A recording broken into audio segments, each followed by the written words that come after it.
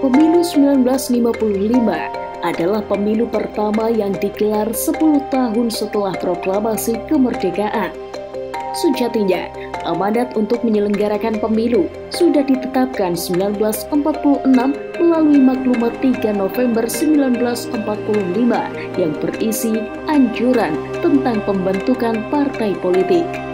Rencananya, pemilu pertama akan digelar pada Januari 1946 untuk memilih anggota DPR dan konstituante. Namun, pemilu 1946 batal terlaksana lantaran belum ada perangkat perundang-undangan dan kondisi bangsa yang belum stabil. Tak hanya itu, serbuan kekuatan asing mengharuskan segenap rakyat terlibat perang untuk mempertahankan kemerdekaan. Meski kondisi Indonesia belum stabil, para pemimpin Indonesia tetap mempersiapkan penyelenggaraan pemilu. Tahun 1948, lahir Undang-Undang Nomor 12 Tahun 1948 tentang Pemilu yang kemudian dirubah menjadi Undang-Undang Nomor 12 Tahun 1949 tentang Pemilu. Pada tahun 1950, Kabinet Muhammad Nasir dari Masyumi memasukkan pemilu sebagai agenda utama. Meski Kabinet Muhammad Nasir jatuh, agenda pemilu terus berlanjut dengan membahas perangkat perundang-undangan. Pada masa Kabinet Hilopo dari PNI, lahirlah Undang-Undang Nomor 7 Tahun 1953 tentang Pemilu yang menjadi payung hukum 1955.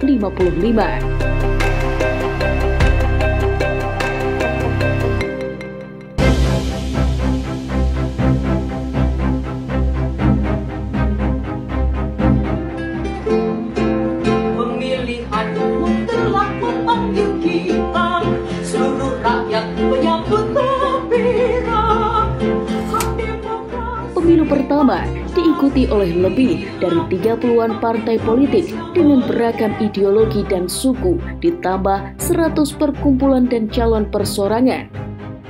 Partai-partai peserta pemilu terbagi dalam beberapa ideologi, yaitu nasionalis, agama, sosialis, dan komunis.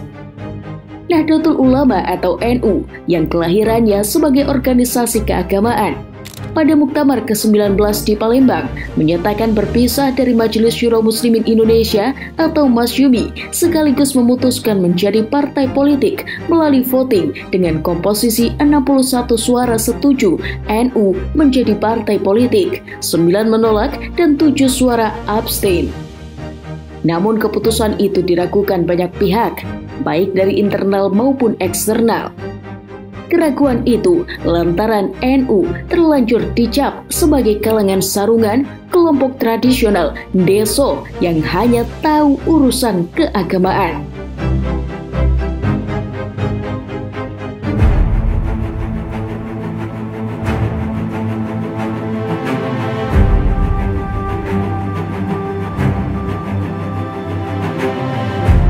Apakah NU mampu menghadapi pemilu 1955 dengan persiapan waktu yang singkat hanya 3 tahun, sementara sumber daya dan logistik juga belum memadai? Namun, Rais Am PBNU, Kiai Haji Wahab Hasbullah berdiri dengan tegar meyakinkan pengurus-pengurus NU pada muktamar itu. Kiai Haji Wahab Hasbullah meyakinkan dengan tegas mengatakan, siapa yang masih ragu silakan tetap di dalam Masyumi. Saya akan pimpin sendiri partai ini. Saya hanya memerlukan seorang sekretaris dan tuan-tuan boleh lihat apa yang akan saya lakukan. Ungkap Kiai Wahab Hasbullah tersebut sebagaimana ditulis Kiai Haji Saifuddin Zuhri pada buku Berangkat dari Pesantren. Keraguan juga ditujukan tokoh Masyumi, Isa Ansori, saat bertemu Kiai Haji Wahab Hasbullah di meja makan kafetaria Parlemen RI. Isa Ansori dengan nada ngejek berkata, "Kiai, kalau NU menjadi partai politik, apakah sudah menyiapkan tokoh-tokoh untuk calon menteri, duta besar, gubernur, dan sebagainya? Berapa NU memiliki MR, DR, IR?" tanya Isa Ansori. Kiai Wahab mudah argumentasi tersebut dengan menjawab, "Kalau saya akan membeli mobil baru, dealer mobil itu tidak akan bertanya, apa tuan bisa memegang kemudi?" Pertanyaan serupa itu tidak perlu, sebab andai kata saya tidak bisa mengemudikan mobil, saya bisa memasang iklan mencari sopir. Pasti nanti akan datang pelamar-pelamar sopir antri di buka pintu rumah saya. Jawab Kiai Wahab Hasbullah.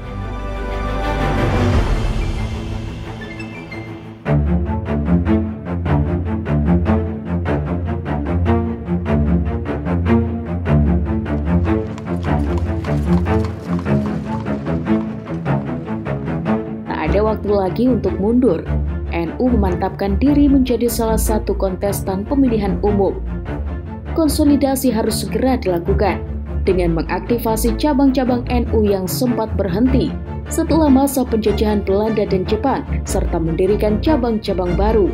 NU juga mengaktifkan sayap-sayapnya seperti Gerakan Pemuda Ansor, Muslimat NU, dan Fatayat NU, hingga Persatuan Guru Nahdlatul Ulama hingga kalangan buruh. Awal menjadi partai politik, NU melakukan beberapa langkah untuk memenangkan pemilu. Dengan memperkuat barisannya melalui tenaga-tenaga muda seperti Kiai Haji Wahid Hashim, putra pendiri NU Hadratus Syekh Kiai Haji Hashim Asy'ari, ayahnya Gus Dur. Namun sayang, beliau wafat setahun kemudian. Tokoh muda yang lain yaitu Kiai Haji Ahmad Syaikhu, Kiai Haji Saifuddin Zuhri, Kiai Haji Idham Khalid, Kiai Haji Zainul Arifin, A.A. Akhsin, Kiai Haji Imron Rasyadi, dan lain-lain. Untuk mendulang suara meraih kemenangan besar, nama-nama itu belumlah cukup. Karena waktu itu, intelektual NU didikan sekolah umum masih sangatlah kurang. Istilahnya, mencari seorang akademisi di dalam NU adalah ibarat mencari tukang es pada jam 1 malam. Tak heran, kemudian NU mengajak beberapa intelektual untuk bergabung seperti Mr. Sunarjo dan Saleh Surjaning Projo.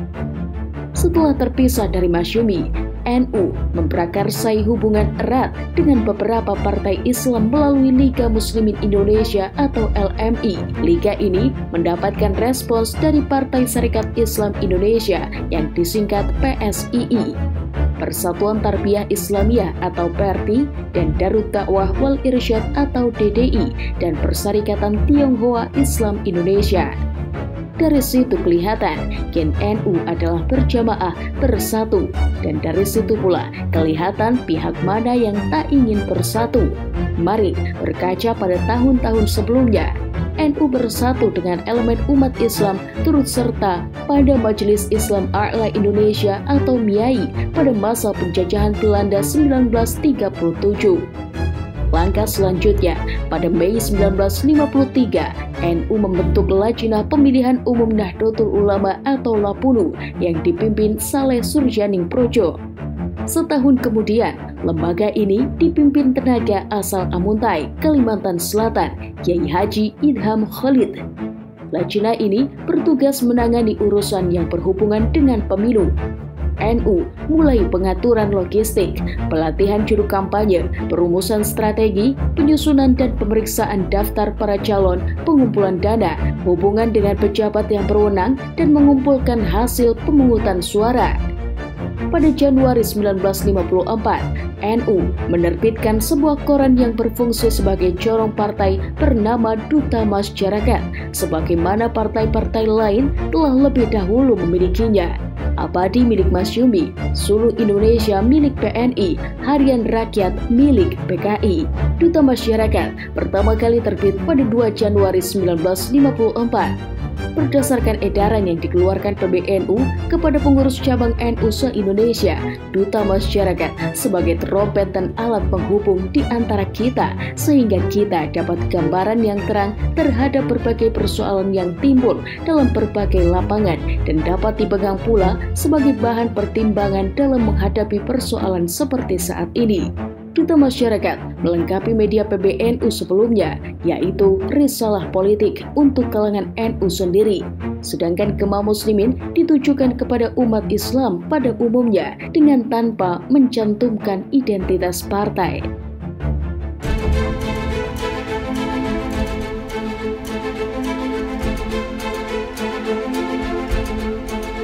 Sebagaimana awal berdiri, Partai NU memiliki kekuatan yang utama, yaitu ulama dan pesantren.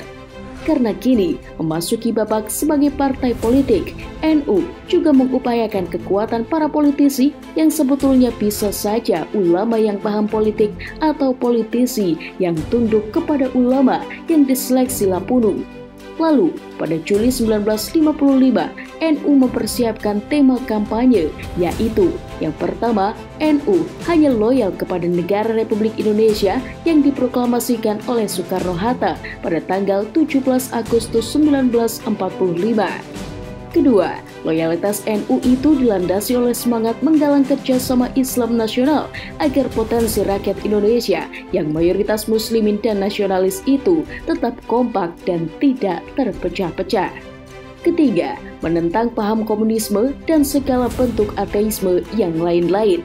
Keempat, menjaga dan membela 6 perkara yang menjadi inti hak asasi manusia, yaitu agama, keselamatan nyawa, harta benda, keturunan atau anak cucu, akal pikiran, dan kehormatan atau harga diri. Kelima, hal-hal lain yang berhubungan dengan cita-cita perjuangan NU. Sebagai organisasi yang semula bergerak di bidang sosial keagamaan, NU mempunyai tradisi pengajian rutin yang secara berkala diselenggarakan kiai dengan para jamaahnya. Ketika masa kampanye partai diselenggarakan, NU hanya mengubah pengajian menjadi kampanye partai. Dengan demikian, meskipun kesempatan NU menata diri sebagai partai politik memasuki medan kampanye pemilihan umum 1955 amat singkat, tetapi kampanye yang diselenggarakan cukup efektif dan memiliki makna yang lebih karena diberi bobot sebagai kegiatan pengajian keagamaan. M. Ali Haidar, penulis buku Nahdlatul Ulama dan Islam di Indonesia, Pendekatan Fikih dalam Politik, menjelaskan tema-tema kampanye yang dibawakan NU berpengaruh dalam kesuksesan pemilu 1955. Para kiai NU umumnya menyajikan pandangan keagamaan yang cukup lentur, mengedepankan aspek sufisme untuk mengajak kepada kebaikan dan kesyahduan iman.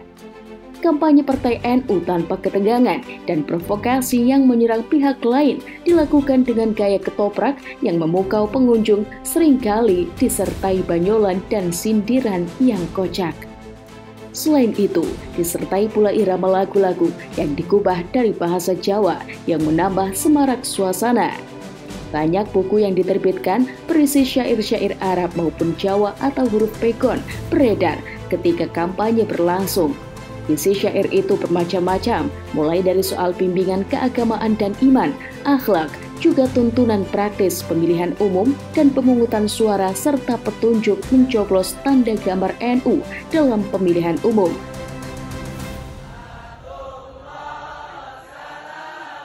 Pada pemilu 1955, NU mengumandangkan sholawat Badar yang mengingatkan umat Islam atas sejarah Nabi Muhammad pada Perang Badar.